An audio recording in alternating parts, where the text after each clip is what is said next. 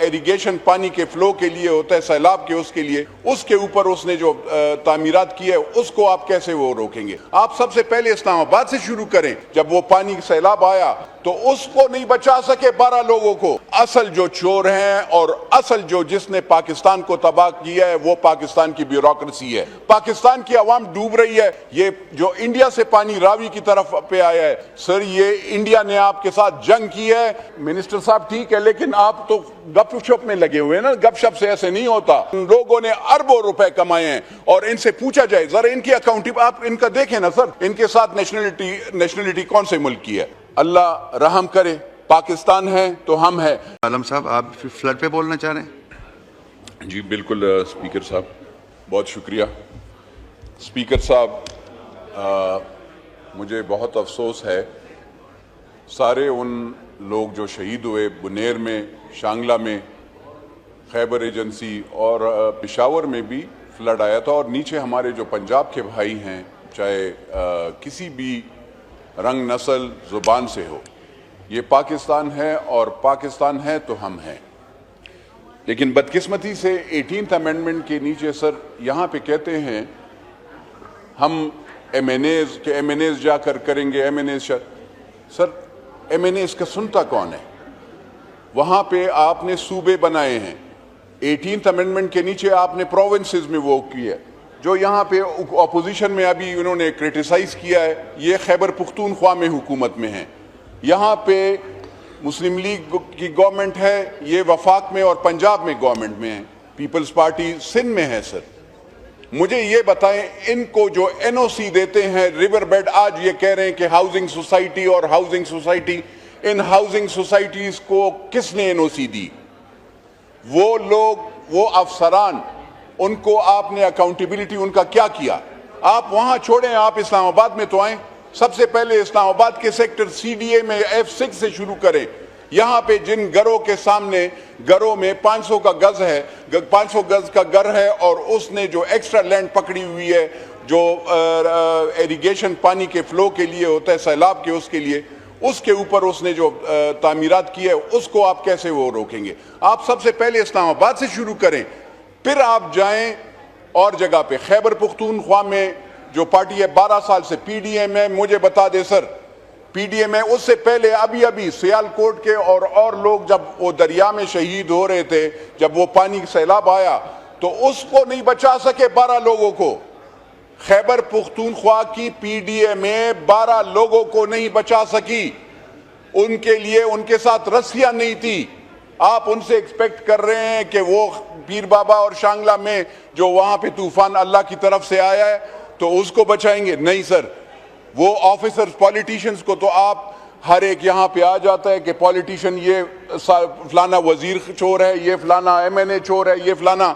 असल जो चोर हैं और असल जो जिसने पाकिस्तान को तबाह किया है वो पाकिस्तान की ब्यूरोक्रेसी है, जिन्होंने ये एनओसीज दिए हैं। रिवर बेड सर, जो दरिया का एक अपना एरिया होता है, 100 साल भी हो जाए सर वो नहीं छोड़ती अपनी जमीन, उसके चाहे वो रावी हो, चाहे वो सर यहाँ पे दरिया काबुल हो या यहाँ पे दरिया सिंध हो, इसके करीब जितनी भी सोसाइटीज दी गई हैं सर, जो जिसने भी इजाजत दी है, जिस वो लैंड ग्रैबर्स, कब्जा माफिया को, जौन से ऑफिसर्स, चाहे वो पुलिस वाले हों, चाहे वो ये डीसी हो, डिप्टी कमिश्नर हो, चाहे वो डेवलपमेंट वाला हो, सर उनको आप क्रिटिसाइज करें।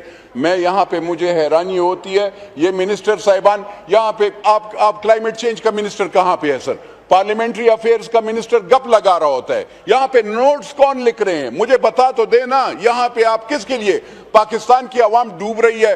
ये जो इंडिया से पानी रावी की तरफ पे आया है, सर ये इंडिया ने आपके साथ जंग की है, अब भी हालात जंग में हैं आप। वो आप पे पानी फिर भी छोड़ेगा और अल्लाह खैर करे।